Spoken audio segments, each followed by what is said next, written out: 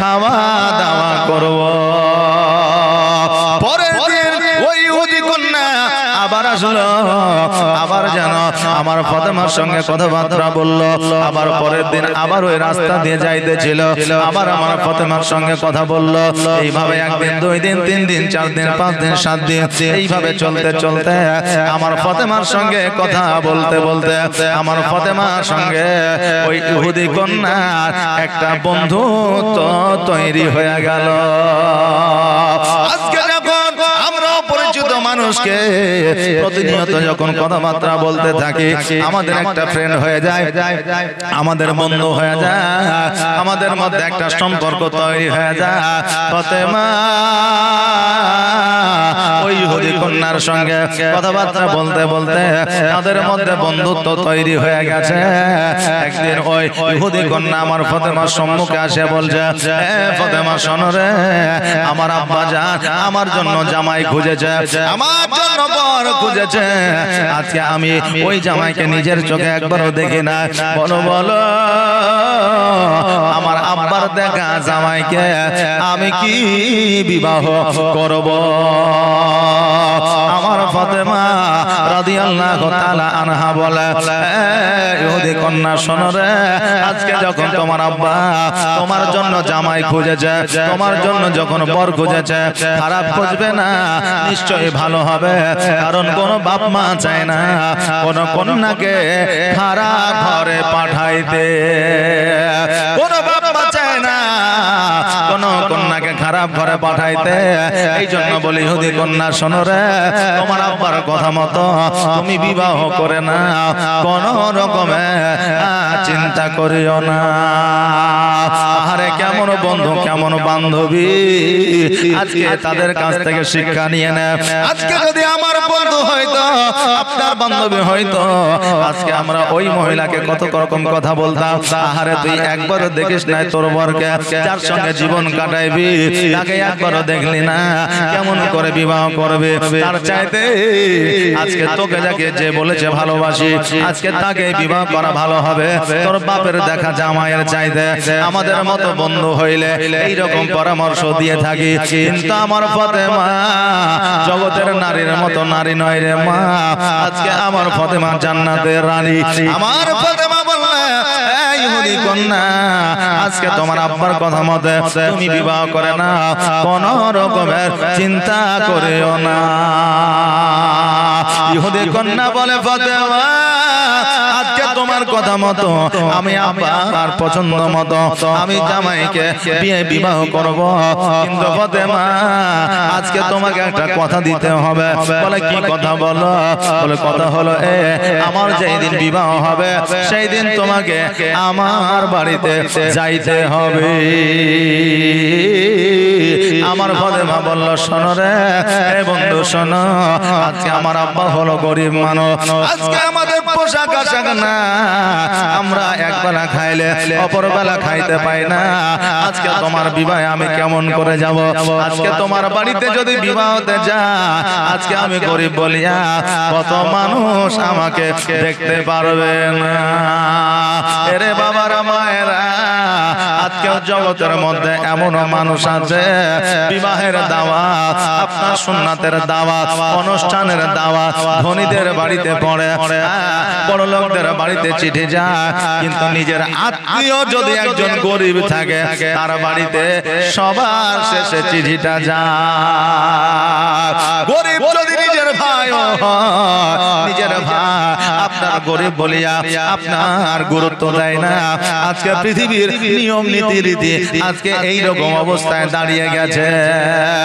এই জন্য আজকে যুবকরা খারাপ হয়েছে। রোজগার যেমন করে হোক না কেন, হালাল হোক হারাম হোক দেখার নাই, উপার্জন হলে হবে। এই জন্য যুবকরা এইভাবে আজকে রোজগার করে। কারণ হলো আমাদের সমাজ ব্যবস্থা ব্যবস্থা এমন হয়েছে যে যার টাকা আছে, পয়সা আছে, ধন আছে, সম্পদ আছে, আমরা তাকে নিয়ে মাতামাতি করি। কিন্তু যার টাকা নাই, পয়সা নাই, আল্লাহ তাকে গরিব বানিয়েছে, কিন্তু তার কোনো খবর নেই না। এই জন্য গরিবেরা এখন চিন্তা করে যেমন করে হোক টাকা রোজগার করতে হবে, টাকা থাকলে সম্মান বাড়বে। না না না, আল্লাহ যাকে সম্মান দিবে সেই একমাত্র সম্মান পাবে, আর আল্লাহ যাকে সম্মান দেবে না আজকে সে কোনোদিন সম্মান পাবে না। আজকে তুমি ধনী হয়ে আছো, আজকে তোমার টাকা আছে বলে আজকে তুমি গরিবকে দেখতে পারবে না, আজকে গরিবকে তুমি অবহেলা করবে, এটা আল্লাহ কোনোদিন সহ্য করবে না।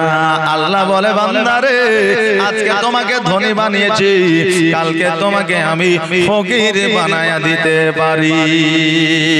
নদীর কোল ভাঙে ও কোল ভাঙে, এই তো নদীর খেলা। সকাল বেলা ধনী রে তুই, ফকির সন্ধ্যা বেলা। আল্লাহ যদি চায় সেকেন্ডের মধ্যে ধনীকে গরিব বানিয়ে দিতে পারে। বাবাজি ভাইরা, আজকে কেউ কোনোদিন অহংকার করিয়া গরিবকে অবহেলা করবেন না। গরিবকে অবহেলা করিলে আমার আল্লাহ নারাজ হয়ে যায়। আমার ফাতেমা বলে, বন্ধুরে আজকে আমি গরিব মানুষ, আজকে তোমার বাড়িতে আমি যাইতে পারবো না, আমি গেলে আজকে আমার ছোট্ট হাসি হাসবে। বান্ধবী বলল, ফাতেমা আজকে তুমি যদি আমার বিবাহে না যাও, আমি কথা দিলাম আমি বিবাহ করব না। এমন বন্ধু বান্ধব জগতের মধ্যে আছে, বান্ধবী যদি বান্ধবীর বিয়েতে না আসে, বলে বান্ধবী তুই যদি বিয়েতে না আসি আমি গায়ে হলুদ দেব না, বিয়ের বিয়েতে বসবো না। বন্ধুরা বলে, আজকে বন্ধু তুই যদি না আসি আজকে আমি বিয়ের গাড়িতে উঠবো না, বরযাত্রী যাব না। অনেক বন্ধুদের মধ্যে বন্ধুত্ব এইরকম আছে। ইহুদি কন্যা বলল, ফাতেমা আজকে যদি তুমি বিবাহতে না যাও আমি বিবাহ করব না। আমার ফাতেমা বলল, ইহুদি কন্যা ও শোনো রে, আজকে তোমার যেই দিন বিবাহ সম্বন্ধ হয়ে যাবে, যেই দিন বিবাহ ঠিক হয়ে যাবে, সেই দিন আমাকে তুমি বলবে, আমি ফাতেমা অবশ্যই যাব। ইহুদি কন্যা বাড়িতে আসলো, আসার পরে ইহুদি বলল, বেটি রে তোমার বিবাহ আগামী শুক্রবারের দিনে তৈরি করেছি, আগামী শুক্রবারের দিনে দিন করেছি, সেই দিন তোমার বিবাহ হবে। ইহুদি কন্যা বলে, আব্বা গো আজকে তোমার যত কুটুম স্বজন আছে, আজকে তোমার যত মেহমান আছে, আজকে তোমার যত আত্মীয় স্বজন আছে, তুমি সকলকে দাওয়াত করে ডাকবা আমার বিবাহতে, কিন্তু আব্বা আমার তরফ থেকে একজন থাকবে দাওয়াতে, আজকে তাকে তোমাকে মেনে নিতে হবে। বলে, কে তোমার দাওয়াতে থাকবে বলো? বলে, আমার দাওয়াতে থাকবে ফাতেমা, যার বাপের নাম হলো মুহাম্মদ। ইহুদি বলল, হায় রে, যে আমাদের সব চাইতে বড় দুশমন, যে জাদুকর মুহাম্মদ ইসলামের প্রচার ও প্রসার করে, আজকে তার কন্যাকে দাওয়াত করবে, আজকে সে যদি আমাদের বাড়িতে আসে আমার মান সম্মান থাকবে না। এই জন্য থাকবে না যে ফাতেমা হলো গরিব, তার পোশাক আশাক ভালো না, নতুন পোশাক কিনতে পারবে না, নতুন পোশাক পরে আমার বাড়িতে দাওয়াত খেতে আসতে পারবে না। যখন বড় লোক ধনীরা যখন এইরকম মানুষ দেখবে আমাকে হাসি ঠাট্টা করে কথা বলবে, এবার ওই ইহুদি চিন্তা করলো, আমি যদি বলি ওই ফাতেমাকে আনা যাবে না, আমার কন্যা বিয়েতে রাজি হবে না। এই জন্য ইহুদি একটা চক্কর চালাইলো, একটা বুদ্ধি খাটাইলো, যে বললো, বেটি রে তোমার বান্ধবীকে ডাকবা দাওয়াতে কোনো অসুবিধা না, কিন্তু শোনো রে একটা নতুন পোশাক পরিধান করে আসতে বলিও। এই জন্য নতুন পোশাক পরিধান করে আসতে বলবে। এই বাড়িতে অনেক ধনী মানুষ করে বড় বড় লোক মানুষ আসবে, নতুন নতুন রং বেরঙের পোশাক পরিধান করে আসবে। আর তোমার বান্ধবী যদি ছেঁড়া পোশাক পরিধান করে আসে, মান ইজ্জত সম্মান সবই চলে যাবে। এই জন্য তোমার বান্ধবীকে বলবে একটা নতুন পোশাক যেন পরে আসে। ওই ইহুদি কন্যা বলল, ও আব্বা ঠিক আছে তাই বলবো। ফাতেমার কাছে গেল, যাওয়ার যাওয়ার পরে বলে বন্ধুরে আজকে আমার বিয়ে শুক্রবারের দিন একটা নতুন পোশাক পরিধান করে তুমি আমার বাড়িতে দাওয়াত খেতে আসবে। আমার ফাতেমা চিন্তায় পড়ে গেলেন, আল্লাহ গো আজকে আমার বাড়িতে খাবার জোটে না, আজকে আমার ভালো একটা পোশাক কতদিন থেকে দেখে নাই তার কোনো শেষ নাই, আজকে নতুন পোশাক কোথা থেকে পাবো, আর নতুন পোশাক পরে কেমন করে ইহুদির কন্যার বিয়েতে যাব, আর বিয়েতে যাওয়ার পরে আমি কেমন করে দাওয়াত খাইবো। 500 টাকা নগদ 5 বস্তা সিমেন্ট। কায়ুম আলী 500 টাকা নগদ আর 5 বস্তা সিমেন্ট। সুবহানাল্লাহ, জাযাকাল্লাহ। ইহুদি কন্যা যখন এই কথা বললেন, আমার ফাতেমা আল্লাহকে বলে, আল্লাহ গো আমি কেমন করে যাব, আর আমি যদি না যাই ইহুদি কন্যা বিবাহ করবে না। এইদিকে ইহুদি মনে মনে ভাবছে, হায় রে আজকে ফাতেমা নতুন পোশাক কিনতেও পারবে না, আর আমার বাড়িতে দাওয়াত খেতে আসতেও পারবে না। ফাতেমা যেন চুপ করে বসে আছে। আমার নবীজি ইসলামের প্রচার ও প্রসার করে আসিয়া আমার ফাতেমাকে বলতেছে, ফাতেমা ও জান্নাতের রানী মা রে, আজকে তোর মনটা কেন খারাপ, আজকে ওইভাবে কেন বসে আছিস বলো। আমার ফাতেমা বলে, আব্বা গো একজন ইহুদি কন্যার সঙ্গে আমার বন্ধুত্ব হয়েছে, আজকে তার বিয়েতে না গেলে সে বিবাহ করবে না। তবে আব্বা গো নতুন পোশাক পরিধান করে যেতে বলেছে, আমাদের নতুন পোশাক না, আর তোমাকে নতুন পোশাক কিনতে বলতে পারি না। নবী আমার বলে, মা তুমি চিন্তা করো না রে ফাতেমা, যেই দিনে বিবাহ হবে সেই দিন ঠিক পোশাকের ব্যবস্থা হয়ে যাবে। আমার ফাতেমা জোহরা রাদিয়াল্লাহু তাআলা আনহা একদিন, 2 দিন, 3 দিন, 4 দিন এইভাবে দিনগুলো অতিবাহিত করলে, আর মাথায় একটা কথা খেয়াল রেখেছে, আমার নবী যেহেতু বলেছে ব্যবস্থা হয়ে যাবে, ঠিক ব্যবস্থা হয়ে যাবে, কারণ নবীর মুখ দ্বারা যে কথা বের হয়ে যায়, আসমান জমিনের নড়চড় হতে পারে, পৃথিবীর মধ্যে পাহাড় পর্বত নড়ে যেতে পারে, কিন্তু আমার নবীর কথার কোনো নড়চড় হবে না। শুক্রবারের দিন আমার ফাতেমা চুপ করে যেন বসে আছে। নবী আমার বলে, ফাতেমা তুমি বসে আছো কারণটা কি? ফাতেমা বলে, আব্বা গো আজকে ইহুদি কন্যার বিবাহ, এখনো পর্যন্ত নতুন পোশাক পাইলাম না, কেমন করে যাব? আমার নবী বলে, ফাতেমা ওযু বানায়া না, আর ঘরের মধ্যে চলে যাও, 2 রাকাত নফল নামাজ পড়িয়া আল্লাহর দরবারে পোশাক চাও, আল্লাহ তোমাকে জান্নাতি পোশাক দিয়ে দিবে। জোরে বলেন সুবহানাল্লাহ। ফাতেমা জলদি করে ওযু বানায়া ঘরের মধ্যে গেলে, যাওয়ার পরে নামাজ আদায় করলে, আল্লাহর দরবারে হাত দুখানা উঠাইলে, আল্লাহ আজকে ইহুদি কন্যার বিবাহ, আমাকে দাওয়াত করেছে, আজকে যদি নতুন পোশাক পরিধান করে না যাইতে পারি, আজকে নতুন পোশাক যদি না পরে যাইতে পারি, আজকে আমার মান ও সম্মান থাকবে না, আর আমার যদি না থাকে আমার নবীর থাকবে না, আর আমার নবীর যদি ইজ্জতের হানি হয়, আল্লাহ তুমি সহ্য করতে পারবে না। আল্লাহ গো তাই একটা নতুন পোশাক আমাকে দিয়ে দাও। আল্লাহ বলে, জিবরিল আর দেরি নয়, দেরি নয়, জলদি করে জান্নাত হইতে একটা পোশাক নিয়ে গিয়ে আমার ফাতেমাকে দিয়ে দে, আর আমার ফাতেমা ওই পোশাকটা পরিয়া ইহুদি কন্যার বিবাহ খাইতে যাবে। জিবরিল আমিন জান্নাত হইতে একটা পোশাক সালোয়ার কামিজ আমার ফাতেমার সম্মুখে রাইখা দিলেন।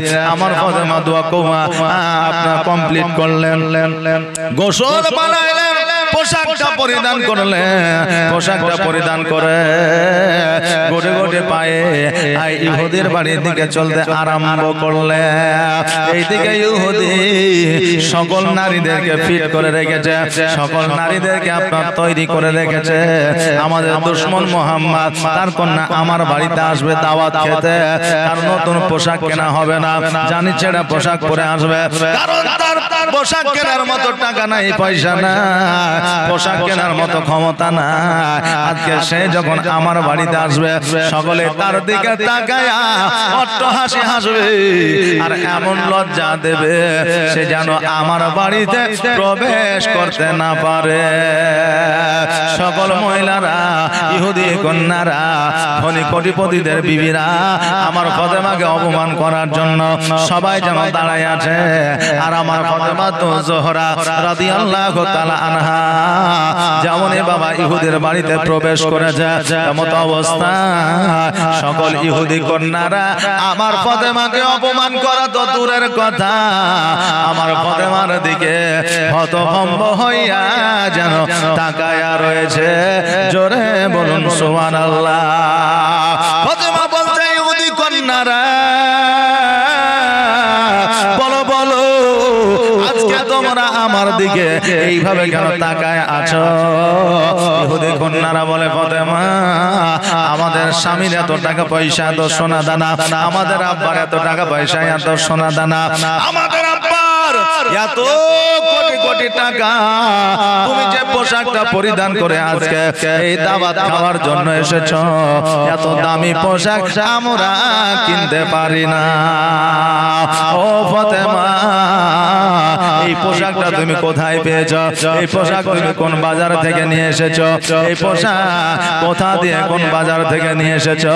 একবার আমাদেরকে বলো, আমরাও এই পোশাক কিনতে চাই, কারণ তোমার পোশাকের মোরা পাগল হয়ে আছি। জোরে বলেন সুবহানাল্লাহ।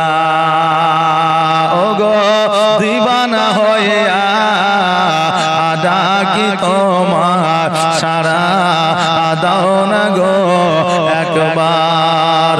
ওগো পাগল হইয়া ডাকি তোমায়, সারা দাও না গো একবার। আর প্রথম যেদিন আসিলে ভবে, আর জিন্ন ইনসান দরদ পড়ে কত গৌরবে। আর প্রথম যেদিন আসিলে ভবে, আর জিন্ন ইনসান দরদ পড়ে কত গৌরবে। যাক রহমতের সীমানা কাঁদে আসিতে সিজদায়। ওগো গুনাহগার উম্মাত আছে আমার, কেমন হবে পার? ওগো দিবানা হইয়া ডাকি তোমার, সারা দাও না গো একবার। আর তোমার নূরে জগৎ নূরানি, আর জিন্ন ইনসান দরদ পড়ে ফারিস্তা আসমানি। আর তোমার নূরে জগৎ নূরানি, আর জিন্ন ইনসান দরদ পড়ে ফারিস্তা আসমানি। যাক রহমতের সীমানা কাঁদে আসিতে সিজদায়। ওগো গুনাহগার উম্মাত আছে আমার, কেমন হবে পার? ওগো দিবানা হইয়া ডাকি তোমার, সাড়া দাও না গো একবার। ও বাবা যে ভাইরা, আমার ফাতেমা তো জোহরা রাদিয়াল্লাহু তাআলা আনহাকে বলে, ও ফাতেমা বলো রে, এই পোশাকটা তুমি কোথা থেকে নিয়ে এসেছো? এই পোশাকটা তুমি কোথায় পেয়েছো বলো, আমরা এই রকম পোশাক কিনতে চাই। আমার ফাতেমা বললে, এই পোশাকটাকে তোমরা নিতে চাও? বলে হ্যাঁ। বলে এই পোশাকটা কোনো বাজারে গেলে পাওয়া যাবে না, এই পোশাকটা কোনো দোকানে গেলে পাওয়া যাবে না, এই পোশাকটা কোনো বস্ত্রালয়ে গেলে পাওয়া যাবে না, এই পোশাকটা কোনো আপনার মার্কেটে গেলে পাওয়া যাবে না। এই পোশাকটা পাইতে হলে ইহদিনাস সিরাতাল মুস্তাকিম পথের প্রতীক হয়ে যাইতে হবে, আর আমার নবীর কালেমা পড়ে নিতে হবে। আর আমার নবীর কালেমা পড়লে তবে এই পোশাক পাওয়া যাবে। ফাতেমা যখন এই কথা বললে ফাতেমার কথা শুনিয়া সকল ইহুদের কন্যারা বলল, ও ফাতেমা, এই পোশাকের জন্য যা করতে হবে আমরা করব। বলো বলো কি করতে হবে? বলে নবীর কলমা পড়িয়া আজকে ইসলামের পথে আসতে হবে, আর ইহদিনাস সিরাতাল মুস্তাকিমের পথের পথিক হইতে হবে, তবে এই পোশাক তোমরা পাবে। ওই সময়ে একটা নয়, দুইটা নয়, তিনটা নয়, পাঁচটা নয়, সাতটা নয়, 100টা 113টা ইহুদি কন্যা আমার ফাতেমার হাতে হাত দিয়া নবীর কালমা পড়ে মুসলমান হয়েছিলেন। জোরে বলেন সুবহানাল্লাহ। সঙ্গে সঙ্গে কালেমা পড়েছিলেন, লা ইলাহা ইল্লাল্লাহু মুহাম্মাদুর রাসূলুল্লাহ সাল্লাল্লাহু তাআলা আলাইহি ওয়াসাল্লাম। নবীকে ভালোবাসলে, নবীর প্রতি মহব্বত থাকিলে, আজকে জগতের মধ্যে যদি আপনি আল্লাহর কাছে চান, আমার আল্লাহ সব কিছু আপনাকে দেবেন। এই জন্য বলছেন, ভালো যদি বাঁচতে হয় নবীকে বাসো, জান যদি দিতে হয় নবীকে দিও। নবী তরানে বালা, নবী বাঁচানে বালা, নবী তরানে বালা, নবী বাঁচানে বালা।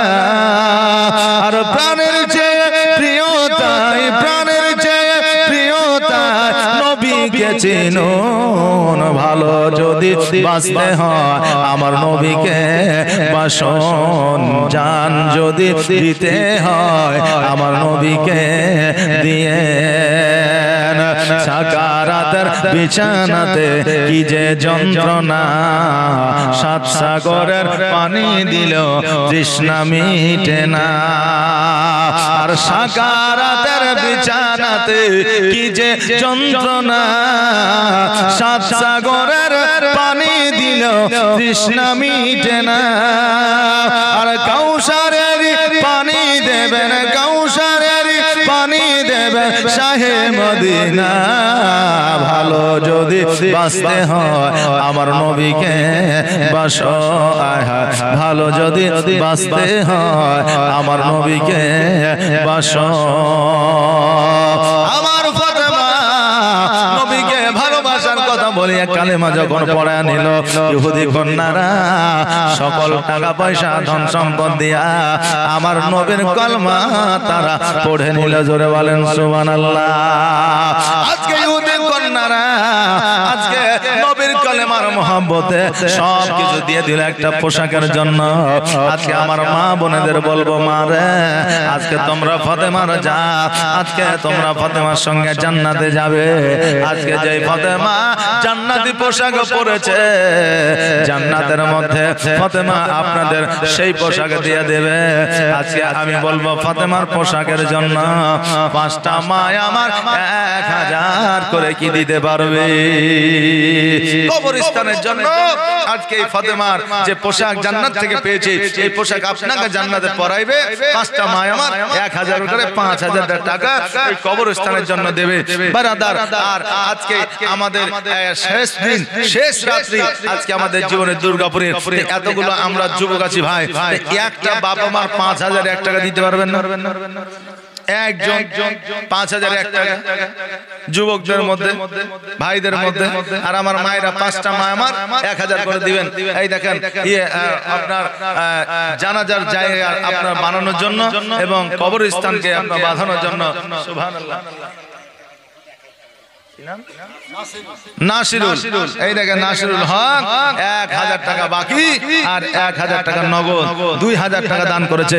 আল্লাহ গো, যে আশায় যে নিয়তে করেছে দান, আর দানকে কবুল করো গো রহমান। যোগ্য বাপের যোগ্য সন্তান এখানে ছিল, আর ছিল কিনা ছিল, দেখো দানে বোঝা গেল। সুবহানাল্লাহ, জাযাকাল্লাহ, মাশাআল্লাহ। এই দেখেন মায়েরা দিবে, একটা খাতা নিয়ে জানতো।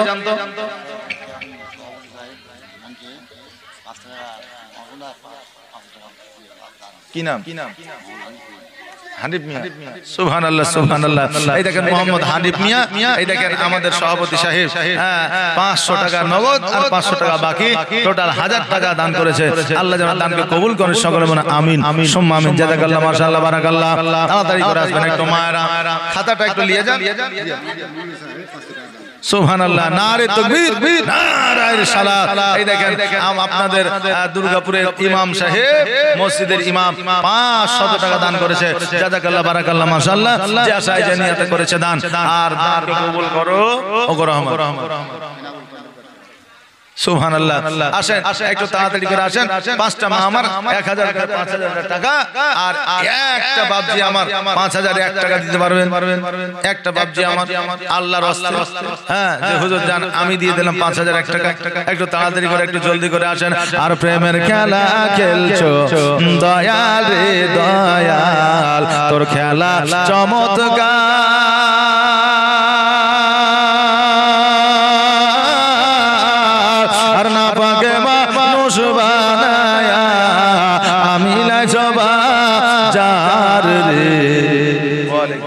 সাইড থেকে এই মানে 17 জন লোক দান করেছে নামটা জিয়াউল উপরকাটা হালিম জি সবার নাম তো আমি বুঝতে পারছি না আপনি বলেন হালিম সুনাব রুবেল মিস্ত্রির নাম বলেন জিয়াউল হক সুবহানাল্লাহ এই দেখেন জিয়াউল হক আপনার ঠিকাদার মানে ওয়ার সাইড থেকে 8572 টাকা এসেছে সুবহানাল্লাহ নারে তাকবীর নারে রিসালাত জিয়াউল হক সাহেব আপনার 8572 টাকা ওনার সাইড থেকে দিয়েছে যারা কাজ করছে এবং যে কাজ করছে আল্লাহ তাবারাক তাআলা যেন ওনাদেরকে সুস্থ রাখেন ভালো রাখেন তাদের রুজি রোজগারে যেন বরকত দেন এবং তিনাদের হায়াতকে যেন দারাজ করে দেন সকলে বলেন আমিন সুম্মা আমিন জাযাকাল্লাহ মাশাআল্লাহ সুবহানাল্লাহ এই দেখেন যে সেই যে নিয়তে দান করেছে আল্লাহ যেন দানকে কবুল করেন সকলে বলেন আমিন আমিন আমিন সুম্মা আমিন আর প্রেমের খেলা খেলছো দয়াল রে দয়াল তোর খেলা চমৎকার আর না পাকে মানুষ বানায়া আমি লাই জবা যার রে প্রেমের খেলা খেলছো দয়াল রে তুমি কাউকে দিলা 10টা সন্তান জায়গা জমি না আবার কাউকে দিলা কোটি টাকা একটাও সন্তান না কবি বলছে যে আল্লাহ কাউকে 10টা সন্তান দিয়েছে জায়গা জমি নাই বাড়ি করার মতো আর আল্লাহ কাউকে কোটি কোটি টাকা দিয়েছে কিন্তু একটাও সন্তান আল্লাহ দেয় না এইজন্য বলছে তুমি কাউকে দিলা 10টা সন্তান জায়গা জমি নাই আবার কাউকে দিলা কোটি টাকা একটাও সন্তান নাই আবার মরার পরে কাঁধে করে কবরে নামাবে কে তারে রে প্রেমের খেলা খেলছো দয়াল রে দয়াল তোর খেলা চমৎকার আর না পাকে মানুষ বানায়া আমি লাই সবা যার রে প্রেমের খেলা খেলছো দয়াল রে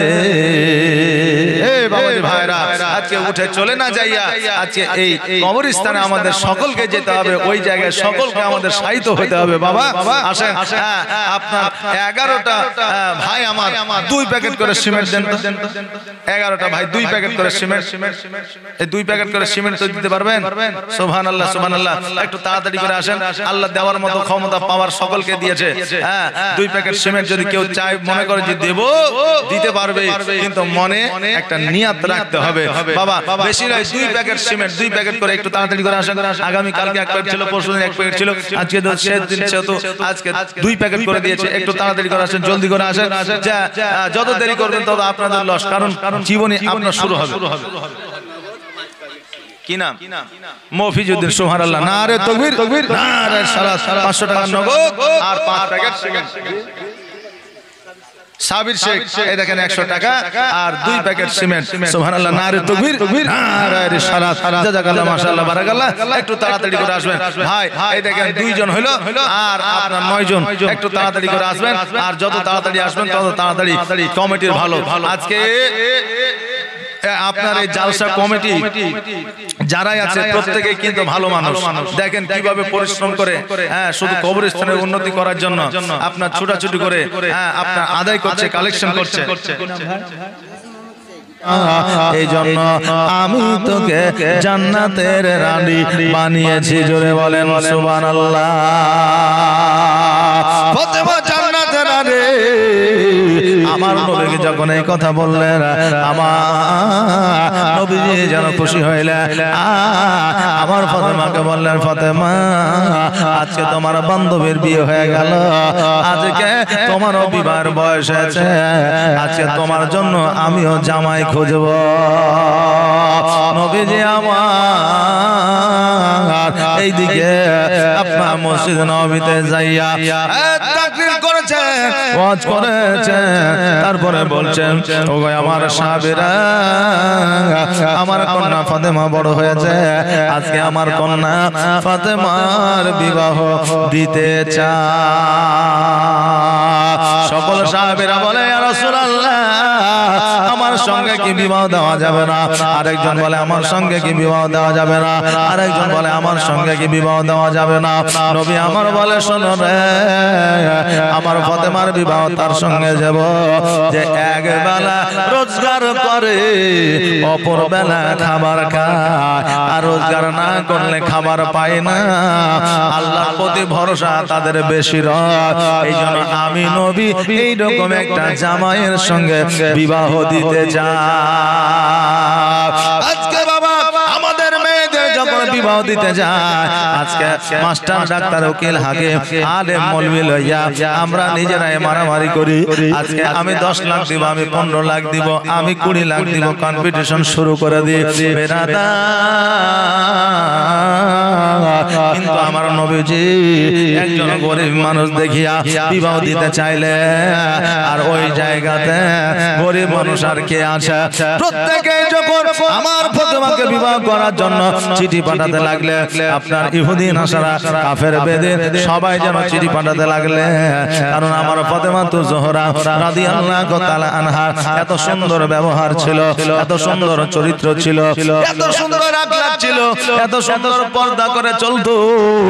আপনার ফাতেমা তো জোহরা রাদিয়াল্লাহু তাআলা আনহাকে বিবাহ করার জন্য সকলে যেন পাগল পারা হইল।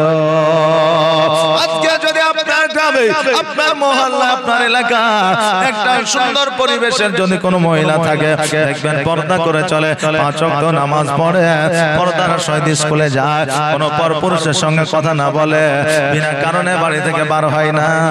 আজকে দেখবেন ওই মহিলার জন্য ঘটক ডাকতে হবে না, ঘটক নিজেই আসবে, বরপক্ষ নিজেই আসবে বিয়ের খোঁজে। আসবে কি আসবে না?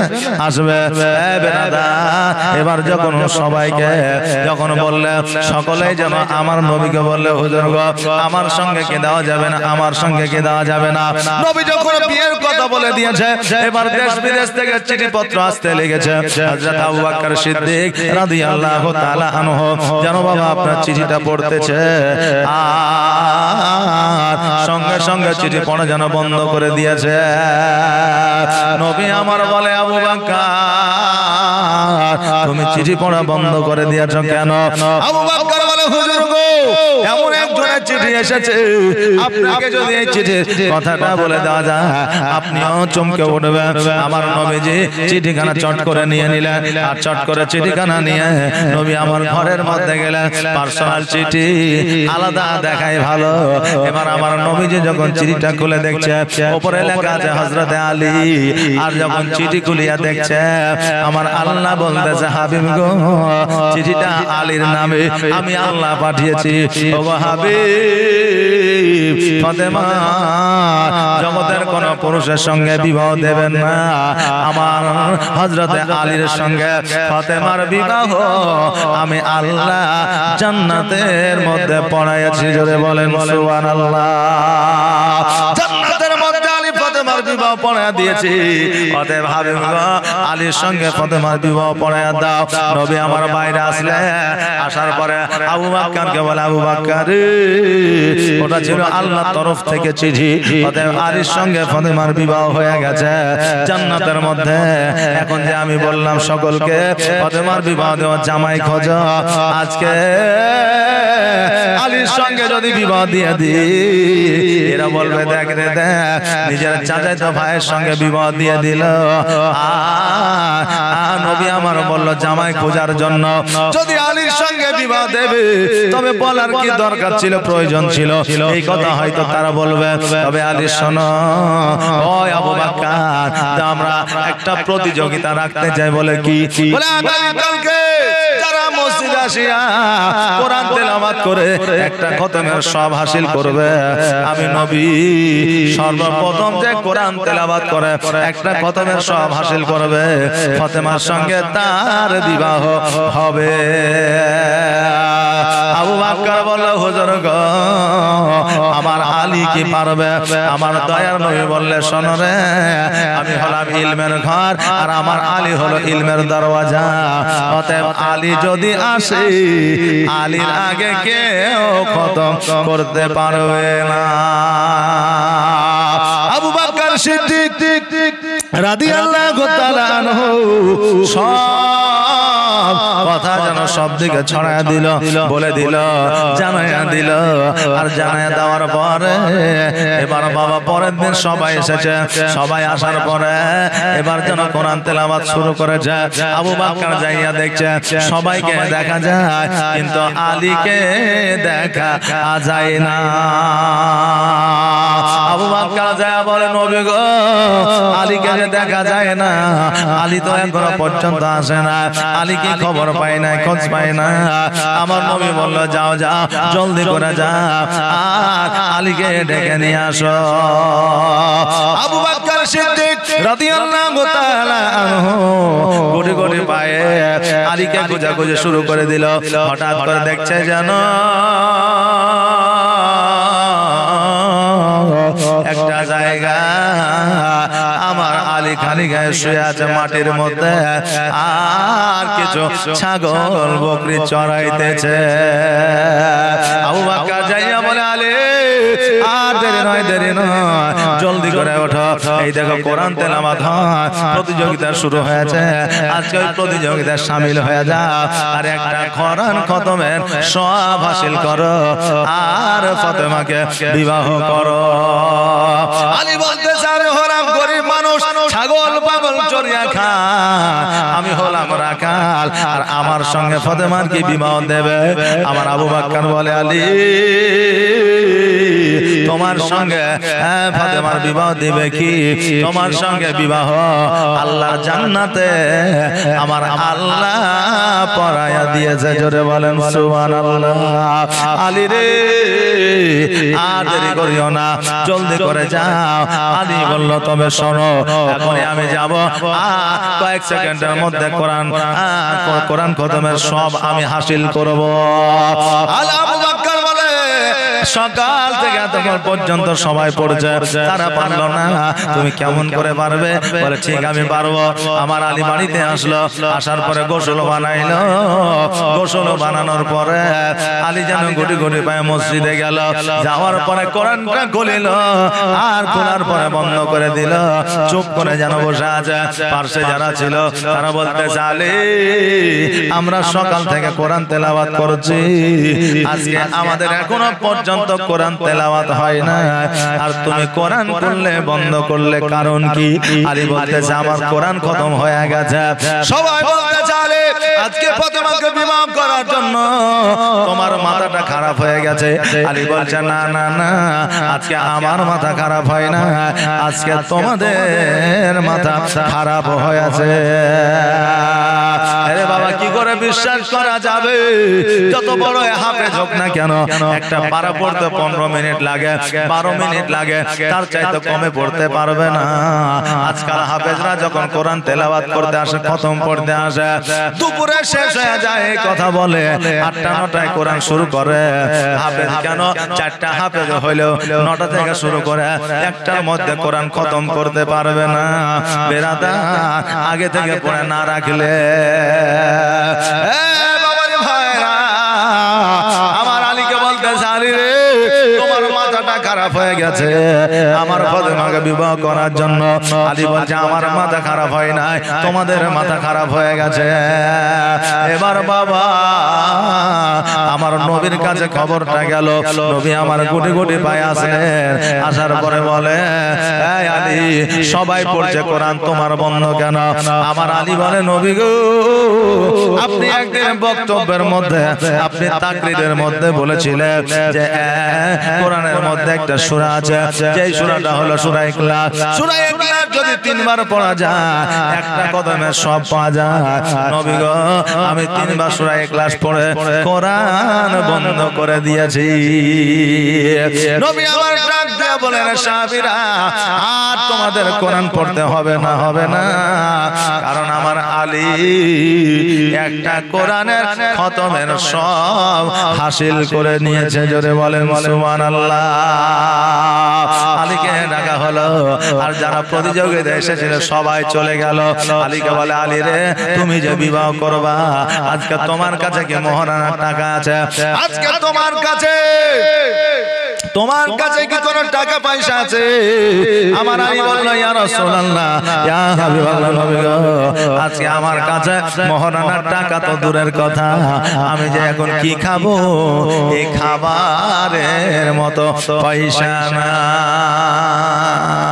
আমরা হইলে বলতাম যে খাবারের পয়সা না, তার সাথে বেটের বিয়ে দিলে বিটে সুখে থাকতে পারবে না, বিয়ে দেওয়া যাবে না, কথা বলতাম। কিন্তু আমার নবী বললেন আরে, মোহরানা আদায় না করলে তো বিবাহ হবে না। তবে শোনো, তোমার বাড়িতে কি আছে? আমার আলী বলল বাড়িতে একটা তলোয়ার আছে, আর একটা লোটা আছে, আর একটা ঢাল আছে। এবার বলল আলী রে, তলোয়ারটা বেচা যাবে না, যুদ্ধের ময়দানে কাজে লাগবে। লোটাটা বেচা যাবে না, তুমি আমার কন্যা পানি পান করবে। ঢালটা তুমি বিক্রি করে দাও, পরে পয়সা হইলে আবার কিনে নিবা। আর ওই ঢালটা বিক্রয় করে তুমি মোহরানাটা আদায় করে না। আলী জলদি করে বাড়িতে গেলেন, যাওয়ার পরে ঢালখানা লইয়া বাজারের দিকে চলতে আরম্ভ করলে, মধ্য পথে যাইয়া দেখছে যেন ওসমান গনি দাঁড়ায় আছে। ওসমান গনি বলতেছে আলী, এই ঢাল নিয়ে কোথায় যাও? এখন তো যুদ্ধ না, এখন তো কোনো ঝামেলা না, ঢাল নিয়ে তুমি কোথায় যাও? আলী বলতে ওসমান, তুমি কি জানো না? জানো না রে ভাই, আজকে আলীর সঙ্গে আমার ফাতেমার সঙ্গে বিবাহ, তাই মোহরানার টাকা নাই, আজকে আমি এই ঢালখানা বিক্রয় করতে চাই। ওসমান গনি বলল আলী, এই ঢালটা বিক্রয় করার জন্য বাজারে যেতে হবে না, হাটে যেতে হবে না। আলী রে, আজকে ঢালখানা আমার কাছে বিক্রয় করে দাও। আলী বলল যদি আমার কোন আত্মীয়, যদি আমার কোন নিজের মানুষ নিতে চায়, আমি কেন পর মানুষকে দিতে যাব? নিজের পাইলে পরকে কেউ দেবে না, দিবে না। কিন্তু বাবা রে, আমাদের মধ্যে এখন কম্পিটিশন এমন হয়েছে, একখানা জমি আছে, এই জমিখান বিক্রি করব, কিন্তু ভাই যদি নিতে চায় বলে তোকে দিব না, দরকার হলে 5 লাখ টাকা কমে দিব, কিন্তু তোকে জমি দিব না। এরকম আছে না নাই? আছে।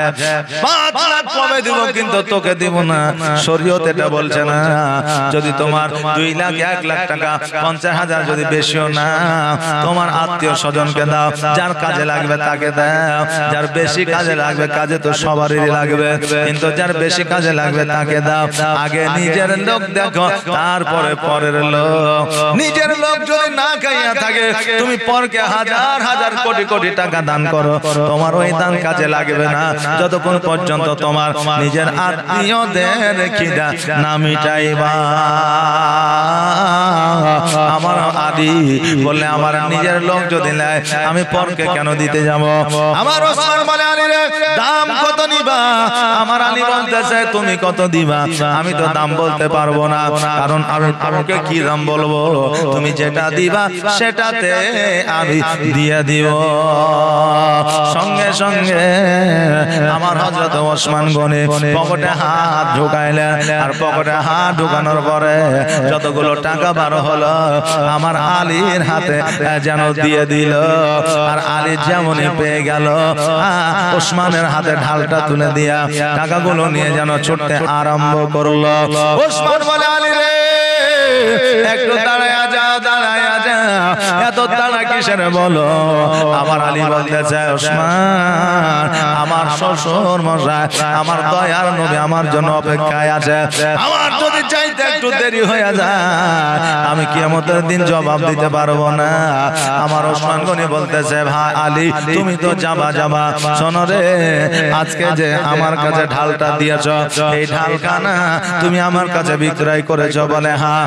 বলে আলী আজকে যদি তোমার টাকা পয়সা কোরআন কি নাম? সুবহানাল্লাহ। এই দেখেন একখানা কোরআন আমাদের মায়েদের দিক থেকে দিয়ে গেছে। সুবহানাল্লাহ। এইরকম কোরআন যদি দিতে পারেন তো দেন, অসুবিধা নাই, কারণ কোরআনে অধিক পরিমাণে আপনার সব জি অধিক নাকি। তো যাই হোক বাবাজি ভাইরা, এই দেখেন কোরআন, এই কোরআন যতক্ষণ পর্যন্ত পড়বে ততক্ষণ পর্যন্ত সাদকায়ে জারিয়া হিসাবে তার আত্মীয় স্বজন সকলে কবরে সাদকায়ে জারিয়া হিসাবে নেকি পৌঁছাবে। জোরে বলেন সুবহানাল্লাহ। একবার দরুদ পড়ি আল্লাহুম্মা সাল্লি মাওলানা মুহাম্মাদ ওয়া আলা আলি মাওলানা মুহাম্মাদ। আমার আলীকে বলতেছে আলী রে আজকে তোমার বিবাহ আমার ফাতেমার সঙ্গে, তুমি কি দাওয়াত করবা না? আমাদেরকে কি ডাকবা না? আমার আলী বলতেছে ভাই আল্লাহ যদি আমাকে ধনী বানাইতো, আল্লাহ যদি আমাকে টাকা পয়সা দিত, আল্লাহ যদি আমাকে যদি একটু বড় লোক বানায় দিত, আমি খানা দাওয়াত শুধু তোমাকে নয়, আমি পুরো আরো বাসীদের খাওয়াইয়া দিতাম, পুরো আরববাসীকে খাওয়াইয়া দিতাম। যেহেতু আল্লাহ টাকা দেয় না, পয়সা দেয় না, আমি কাউকে দাওয়াত করতে পারবো না। ওসমান গনি বলে আলী আমাকেও দাওয়াত করতে যদি আল্লাহ টাকা দিত? বলে হ্যাঁ। আমি ওসমান গনি বলতেছি আলী রে আমাকে দাওয়াত করলে আমাকে একটা উপহার দিতে হতো। আলী আজকে যে ঢালখানা তোমার কাছ থেকে আমি কিনে নিলাম, এই ঢালটায় আমি তোমাকে উপহার দিয়ে দিলাম। জোরে বলেন সুবহানাল্লাহ। এই ঢালটায় তোমাকে আমি উপহার দিয়ে দিলাম। আলী যেন খুশি হয়ে গেল, আর ঢালখানা লইয়া আমার নবীর কাছে হাজির হয়ে গেল। নবীজি বলতেছে আলী রে ঢালখানা কি বিক্রয় হয় না? আমার নবী বলে ঢালখানা বিক্রয় হয়েছিল, ওসমান গনি কিনেছিল। আমার ওসমান গনি পুনরায় আমাকে উপহার দিল।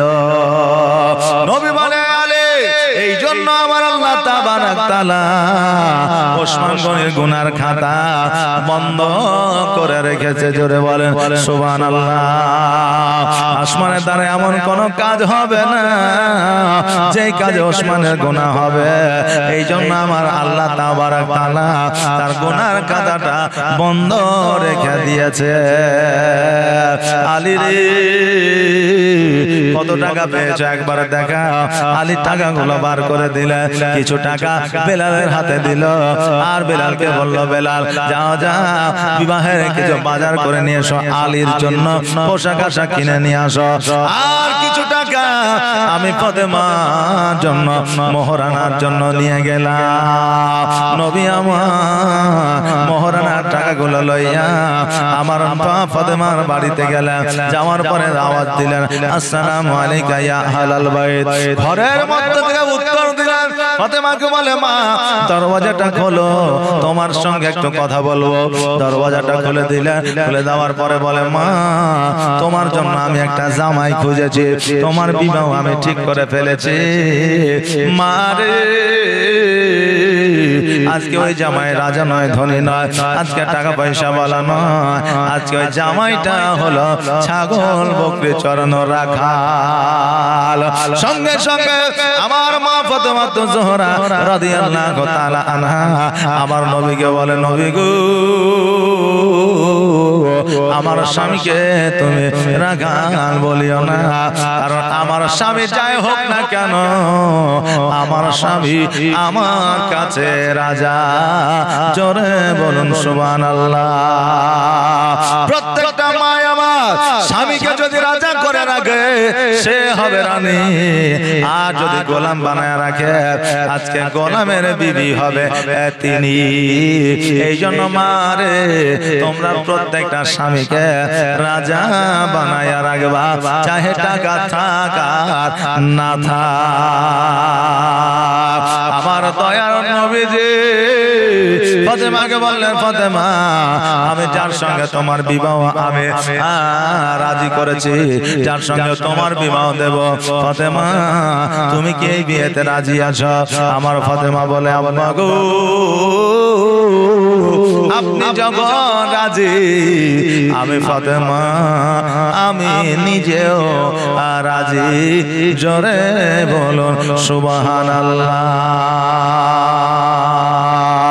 ফাতেমা বলে, আব্বা গো আপনি যখন রাজি হইয়াছে আমিও নবী, আমিও ফাতেমা আমিও রাজি হইয়া গেছি। আমার মন যাইয়া রে দিল যাইয়া রে মুর্শিদ নিজের দেশে যায়। আমার মন যাইয়া রে দিল যাইয়া রে মুর্শিদ নিজের দেশে যায়। ও মুর্শিদ একে আমার ভাগানা, তার উপরে তুফান বা ঝলকে ঝলকে উঠে পানি রে, আগের নাও আড়ি রে আঞ্জাবাসের বেড়া রে, বাজার লুটায়া নিল চোরে রে। আমার মন যাইয়া রে দিল যাইয়া রে মুর্শিদ নিজের দেশে যায়। ও মুর্শিদ সবার আছে জায়গা জমি, ধন দৌলত নাহি তুমি, আমার মনে আছো শুধু তুমি রে। জীবনে মরণে ঠাই দিও মুর্শিদ চরণে, তুমি বিনে যেন মরি রে। আমার মন যাইয়া রে দিল যাইয়া রে মুর্শিদ নিজের দেশ দেশে যায় আমার মন মজাইয়া রে দিন মজাইয়া রে মুর্শিদ নিজের দেশে যায় আমার নবীজি ফাতেমাকে বললেন ফাতেমা রাজি হইয়া গেল আমার নবীজি আবার পুনরায় মসজিদে আসলেন বেলাল এদিকে আলীর জন্য নতুন পোশাক কিনে নিয়ে আসলেন আলী রাদিয়াল্লাহু তাআলা আনহু গোসল বানায়া পোশাকটা পরিধান করিলেন আলীকে যেন মসজিদে বসাইলেন মসজিদে বসানোর পরে কালেমা পড়ায়া আমার আলী যেন বিবাহ পড়াইয়া দিলেন আমার ওই জায়গাতে হযরত ওমর রাদিয়াল্লাহু তাআলা আনহু ছিলেন বাবা উকিল ওসমান গনি আবু বকর ছিল সাক্ষী আর বিবাহটা পড়িয়েছিলেন আমার নবী জোরে বলেন সুবহানাল্লাহ বিবাহ হয়ে গেল বিবাহ হয়ে যাওয়ার পরে আমার নবীর সেই সময় আপনার খেজুর বিতরণ করেছিল ও বাবা রাবিরা বর্ণনা করেছে মধু আপনারা বিবরণ করেছিল খেজুর আর মধু বিতরণ করেছিল আজকে নবী বিবাহে খুশি হইয়া সেই আমলে যদি খেজুর আর মধু যদি বিবরণ করতে পারে আজকে যে আমরা বিবাহের সময় অনুষ্ঠান করি এই অনুষ্ঠান কেন করা যাবে না আমার নবীজি আলী রাদিয়াল্লাহু তাআলা আনহুর বিবাহ দিয়া আমার নবীজি আলীকে তিনটা জিনিস উপহার দিয়েছিল এক নম্বর দিয়েছিল জাতা দ্বিতীয় নম্বর দিয়েছিল একটা পাটি আর একটা চাদর এই তিনটা জিনিস আমার নবী আলীকে উপহার দিয়েছিল এবার ওমরকে বলে ওমর রে এই জাতাটা আমার মাথায় উঠে দাও আমি মাথায় করে আলীর বাড়িতে পৌঁছে দিতে চাই ওমর বলল নবী গো এই জাতা আমার মাথায় উঠে দেয় আপনার মাথায় কেন দেব নবী আমার বললেন না ওমর তোমার মাথায় দেওয়া যাবে না আবু বকর বলল হুজুর গো এই জাতা আমার মাথাতে উঠে দেন আপনার মাথাতে কেন দেব আলী বলল নবী গো আজকে এই জাতা আমার মাথায় উঠে দেন ওসমান বলল নবী গো এই জাতা আপনার মাথায় দেওয়া যাবে না আমরা থাকতে আপনি কেন নিয়ে যাবেন নবী আমার বলে ওসমান আজকে তুমিও এই জাতা নিয়ে যেতে পারবে না এই জাতা একমাত্র আমার মাথাতেই যাবে জোরে বলুন সুবহানাল্লাহ ওমর ফারুক রাদিয়াল্লাহু তাআলা ওই আপনার জাতাখানা আমার নবীর মাথার উপরে উঠে দিলেন নবী আমার এক বগলে নিলেন পাটি আর আরেক বগলে নিলেন আপনার চাদর আমার হযরত আলী রাদিয়াল্লাহু তাআলা আনহু আমার নবীর ডান সাইডে ফাতেমা যেন নবীর বাম সাইডে সকল সাহাবীরা যেন পেছনে পেছনে সবাই যেন আলীর বাড়ির দিকে গেলেন যাওয়ার পরে দেখছে যেন আলীর ঘরটা ঠিক না আলীর ঘরটাকে সবাই মিলে একটু ঠিক করে তৈরি করে দিলে খেজুর পাতা দিয়ে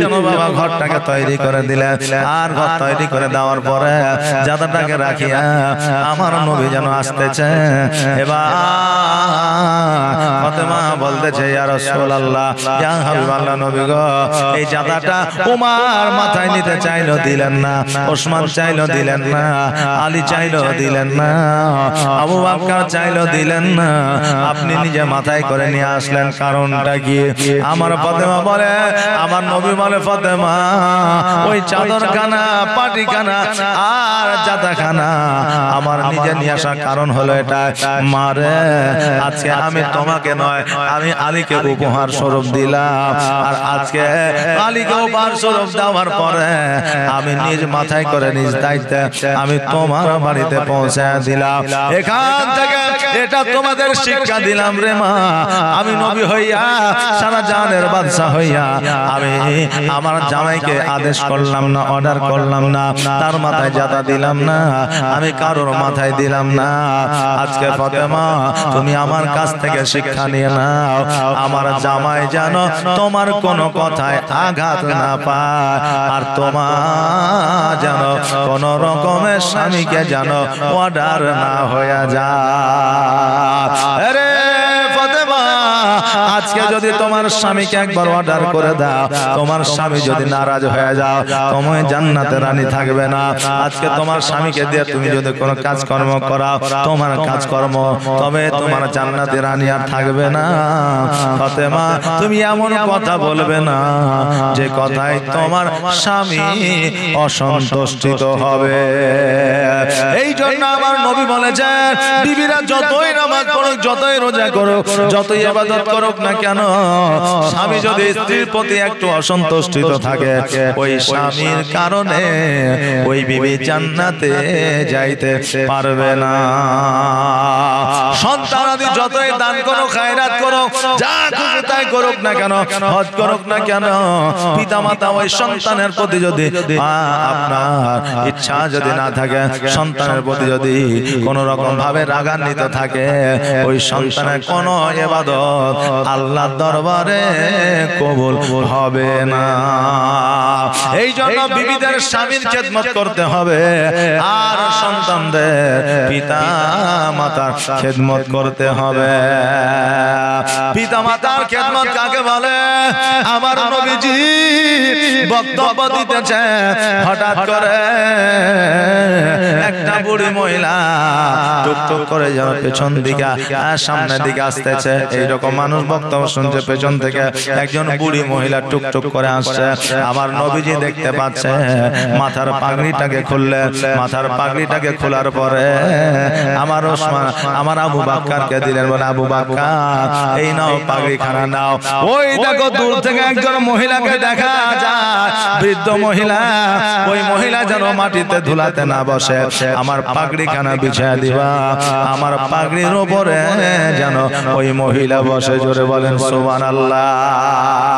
আবু বাক্কার বলছে, হুজুর গো, আপনার মাথার পাগড়ি কেন দেব? আমার পাগড়িটা বিছায় দিছি। ওমর বলে, হুজুর গো, আমার পাগড়িটা বিছায় দিছি। আলী বলে, হুজুর গো, আমার পাগড়িটা বিছায় দিছি। আমার নবী বলে, শোনো রে, আজকে তোমার পাগড়ি দিলে হবে না, আলী তোমার পাগড়ি দিলে হবে না, আজকে ওসমান তোমার পাগড়ি দিলে হবে না, আমার পাগড়িটাই লাগবে। সাহাবীরা বলল, হুজুর, এমন কোন ভাগ্যবতী মহিলা জগতের মধ্যে আছে যে নাকি আপনার পাগড়ি মুবারকের উপরে বসবে? আমার দয়ার নবী, মায়ার নবী সাল্লাল্লাহু তাআলা আলাইহি ওয়াসাল্লাম বলে, শোনো রে, আমার পাগড়ির উপরে বসার মতো একজনের ভাগ্য আছে, যার নাম হলো দায়া হালিমা। জোরে বলেন সুবহানাল্লাহ। শেখের সাইড থেকে 15,321 টাকা এসেছে। সুবহানাল্লাহ। বাবলু শেখ দিল, বাপ মার নামে সবার নামে দোয়া চেয়েছে। লেবার বাবা কি নাম? এই দেখেন, বাবলু শেখ, হ্যাঁ, 30,321 টাকা বাবলু শেখ কন্ট্রাক্টর। এই দেখেন, বাপ মা আত্মীয় স্বজন সকলের নামে দান করেছে। তার মধ্যে 15,000 টাকা আপনার তার লেবার, তারপরে তার মিস্ত্রি, তারা দিয়ে 15,321 টাকা আপনার তার লেবার মিস্ত্রি দিয়েছে সবাই মিলে। আর 15,000 টাকা আপনার ওই কি বলে কন্ট্রাক্টর নিজেই দিয়েছে। টোটাল 30,000। মাশাআল্লাহ, সুবহানাল্লাহ, নারে তাকবীর, নারে রিসালাত, মাসলাকে আলা হযরত। জোরে বলি জিন্দাবাদ। আসেন একবার দোয়া করি, আল্লাহুম্মা আমিন। রব্বানা আতিনা ফিদ দুনিয়া হাসানাতাও ওয়া ফিল আখিরাতি হাসানাতাও ওয়া কিনা আযাবান নার। রব্বানা যালামনা আনফুসানা ওয়া ইল্লাম তাগফির লানা ওয়া তারহামনা লানাকুনান্না মিনাল খাসিরিন। ইয়া রাব্বুল আলামিন, ও গো মালিক ও মুখতার, আজকে মাওলা ঠিকাদার কন্ট্রাক্টর আজকে 10,000, 15,000, আজকে 2,000, 1,000 সিমেন্ট, কোরআন, টাকা পয়সা, যাকে যেমন ক্ষমতা দিয়েছ সে তেমন ভাবে দান করেছে। আল্লাহ, এদের দানগুলোকে তুমি কবুল করে নিয়ে এদের আত্মীয় স্বজনকে তুমি জান্নাতবাসী করে দাও, এদের হায়াতকে তুমি দারাজ করে দাও, এদের কাজে কর্মে তুমি বরকত দাও। আজকে এদের খেতে খামারে উন্নতি দাও মওলা এদের অসুস্থতাকে তুমি দূর করে দাও সুবহান রাব্বিকা রাব্বিল ইজ্জাতি আম্মা ইয়াসিফুন ওয়া সালামুন আলাল মুরসালিন ওয়ালহামদুলিল্লাহি রাব্বিল আলামিন আমিন সুম্মা আমিন বাহাক্কি লা ইলাহা ইল্লাল্লাহু মুহাম্মাদুর রাসূলুল্লাহ সাল্লাল্লাহু তাআলা আলাইহি ওয়াসাল্লাম আল্লাহুম্মা সাল্লি মাওলানা মুহাম্মদ ওয়া আলা আলি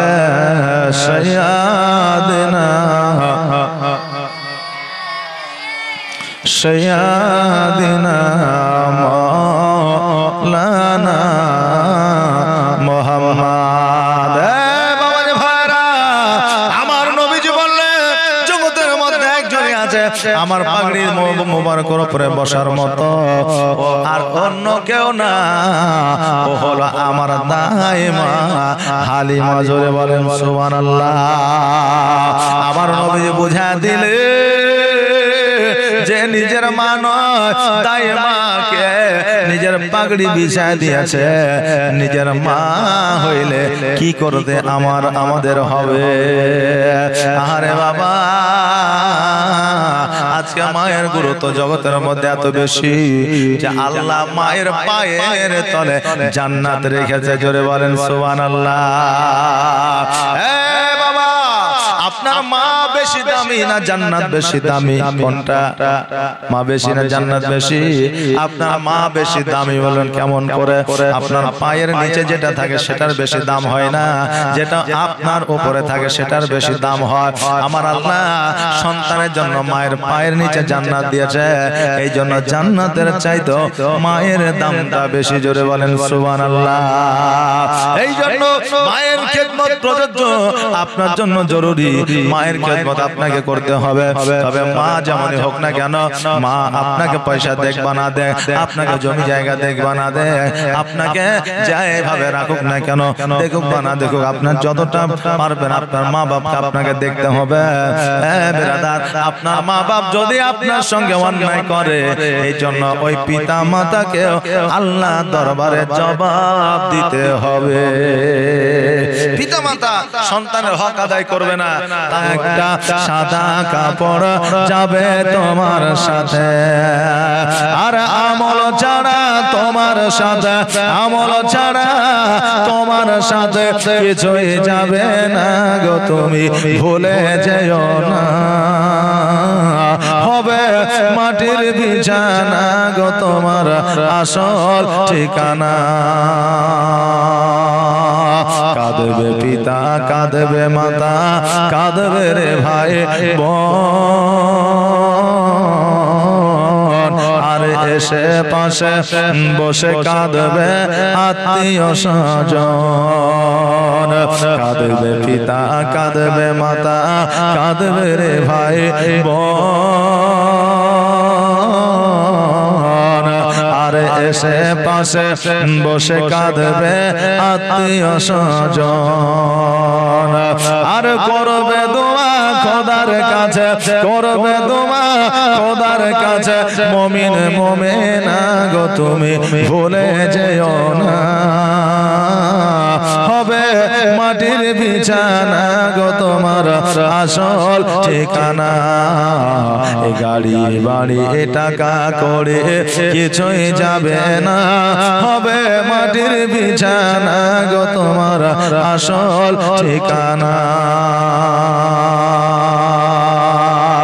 যেদিন তুমি এসেছিলে এই না সাদের হবে আর তুমি মাত্র কেঁদেছিলে হেসেছিল সবে আর যাওয়ার কালে হাসবে তুমি যাওয়ার কালে হাসবে তুমি কাঁদবে জামানা গো তুমি ভুলে যেও না হবে মাটির বিছানা গো তোমার আসল ঠিকানা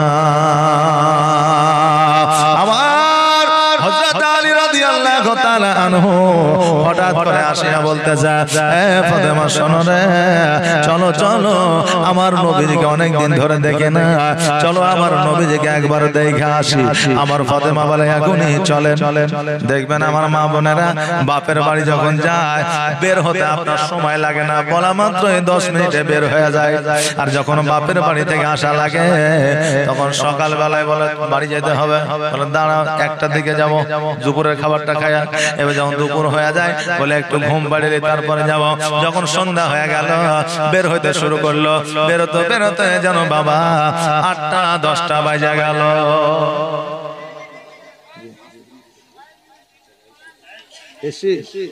নাসির মিস্ত্রি, সুবহানাল্লাহ, নারে তাকবীর, নারে রিসালাত। হ্যাঁ দোয়া হবে। নাসির মিস্ত্রি মসজিদে একটা এসি দান করবে, সুবহানাল্লাহ। যা সাইজে নিয়তে দান করেছে আল্লাহ যেন দানকে কবুল করে। সকল আমিন সুম্মা আমিন। আসেন একবার দোয়া করে, আল্লাহুম্মা আমিন। রব্বানা আতিনা ফিদ দুনিয়া হাসানাতাও ওয়া ফিল আখিরাতি হাসানাতাও ওয়া কিনা আযাবান নার। রব্বুল আলামিন আজকে নাসির মিস্ত্রি আজকে মসজিদে একটা এসি দিয়া মুসল্লিদেরকে যেমন গরমের কালে শীতল করিয়া আল্লাহর ইবাদত করাইবে, আল্লাহ গো তার আত্মীয় স্বজনকে তুমি ওই কবরের মধ্যে শীতল জান্নাতে বাতাস দিয়া তুমি রাখিও মওলা। তুমি এর দানটাকে কবুল করে নাও আল্লাহ, এদের বালা মুসিবত দূর করে দাও আল্লাহ, এদের রুজি রোজগারে বরকত দাও, এদের হায়াতকে তুমি দারাজ করে দাও। ওয়া সাল্লাল্লাহু তাআলা আলা খায়রি খালকিহি মুহাম্মাদি ওয়া আলিহি ওয়া সাহবিহি আজমাইন বিরহমাতিকা ইয়া আরহামার রাহিমিন। আমিন সুম্মা আমিন। মাহাক্কিলা ইলাহা ইল্লাল্লাহু মুহাম্মাদুর রাসূলুল্লাহ সাল্লাল্লাহু তাআলা আলাইহি ওয়াসাল্লাম। আমার মা বোনেরা, বাপের বাড়ি থেকে আসতে বড় আপনার দেরি করে, আর শ্বশুর বাড়ি থেকে যখন যাওয়ার কথা বলে চট করে বের হয়ে যায়। ফাতেমা বলতেছে, স্বামী এখনই চলো। আমার আলী বলতেছে, ফাতেমা তোমার কাপড়টাকে পাল্টে লিবা না, তোমার পোশাকটাকে পরিবর্তন করবা না। আমার ফাতেমা চিন্তা করে, আল্লাহ আমার পোশাক তো মাত্র একটা, দ্বিতীয় পোশাক না। আজকে আমি যদি বলি স্বামী গো আমার তো এটাই পোশাক আর না, আমার স্বামী কষ্ট পেয়ে যাবে, দুঃখ ব্যথা পেয়ে যাবে। হে মায়েরা, হে বাপজিরা, সংসার কাকে বলে আলী ফাতেমার কাছ থেকে শিখলেন, একটু দেখলেন, মন দিয়ে একটু শুনেলেন। এখন ফাতেমা চিন্তা করছে, আল্লাহ গো আজকে আমি যদি বলি আমার পোশাক তো একটা, স্বামী কষ্ট পেয়ে যাবে। আর স্বামী বলবে আমি এমন একজন পুরুষ একটা ডবল পোশাক আমার বিবিকে কিনে দিতে পারি না, নিজেকে লজ্জিত মনে করবে। আল্লাহ গো আমার স্বামীকে আমি কষ্ট দেব না। এই জন্য ফাতেমা বলতে যে, স্বামী গো কেন এই পোশাকে কি আমাকে ভালো লাগে না? আলী এইদিকে চিন্তা করে, আল্লাহ এখন যদি আমার বিবিকে বলে দে এই পোশাকে তোমাকে ভালো লাগে না, তবে আমার বিবি কষ্ট পেয়ে যাবে। সুবহানাল্লাহ, দোয়া হয়েছে। এই দেখে আমার বিবি কষ্ট পেয়ে যাবে, আমার বিবি কষ্ট পেয়ে গেলে, ব্যথা পেয়ে গেলে আমি সহ্য করতে পারবো না। এই জন্য হযরত আলী বলছে, বিবি রে এই পোশাকে তোমাকে দেখতে সুন্দর তো দূরের কথা, জান্নাতে রমণী মনে হচ্ছে। জোরে বলেন সুবহানাল্লাহ।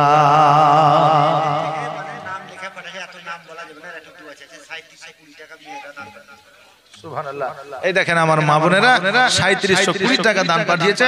অনেকগুলো নাম আছে, এতগুলো নাম বলা সম্ভব নয়। প্রায় আপনার কতটা হলো? 33টা নাম আছে। 33 জনের নাম বলবো না, মনে মনে নিয়ত করবেন, আমি আপনাদের জন্য দোয়া করে দিয়ে যাব। আমার আলী বলে, বিবি রে তোমাকে দেখে জান্নাতের রমণী মনে হয়। ও বিবি চলো আমরা নবীর বাড়িতে যাই। কেমন সংসার করলো, স্বামী স্ত্রীকে কষ্ট দিল না, আর স্ত্রী স্বামীকে কষ্ট দিল না। আমাদের মতো মায়েরা হলে স্বামী বলতো চলো তো বেরিয়ে আসি, বলে পোশাকটা পাল্টাও, বলে পোশাক কি কিনে দিয়েছো? দিয়ে বলছে পোশাক কিনে দিবে তারপরে পাল্টাতে বলবে। আমাদের বিবিরা বলতো না, বলতো না, বলতো। কিন্তু বাবা এ হলো জান্নাতের রানী, আমাদের মতো সাধারণ ঘরের রানী নয়। আমার ফাতেমা আমার আলীকে লইয়া বাপের বাড়ি গেলে আমার ফাতেমা জীবনে কোনোদিন একা বাপের বাড়ি যায় না, হযরত আলীকে সঙ্গে করে নিয়ে বাপের বাড়িতে গিয়েছে। সুবহানাল্লাহ। আজকে আমরা যদি স্বামীকে সঙ্গে করে বাপের বাড়িতে যাই, আমাদের স্বামীদের সন্দেহ থাকবে না, রাগ থাকবে না, নিজের সন্তানের মতো শ্বশুর পরিবারকে নিয়ে চলবে। আজকে শ্বশুর পরিবারেরা জামাইকে মেনে নিতে পারে না, আজকে জামাইয়ের পরিবারেরা বৌমারাকে নিজের কন্যার মতো মেনে নিতে পারে না, এই জন্য অশান্তি দূর হয় না। এই জন্য আমাদের কারো অশান্তি দূর হয় না। এই দেখেন আমাদের মায়েদের দিক থেকে অনেক লইয়া সোনার জীবন যাবে রে লইয়া, এত যতনে যারে তুমি ঘরেতে রাখিলি, যাহার লাগে দুঃখ কষ্ট কতই না সহিলে, এত যতনে যারে তুমি ঘরেতে রাখিলি, যাহার লাগি দুঃখ কষ্ট কতই না সহিলে। আর আজ তোমার ফাঁকি দিয়া, আজ তোমার ফাঁকি দিয়া গেল রে ওরিয়া,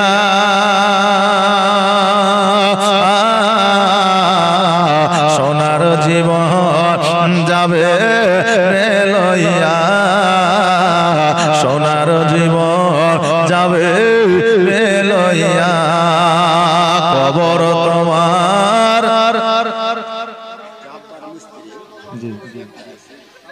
জাব্বার মিস্ত্রি একটা এসি।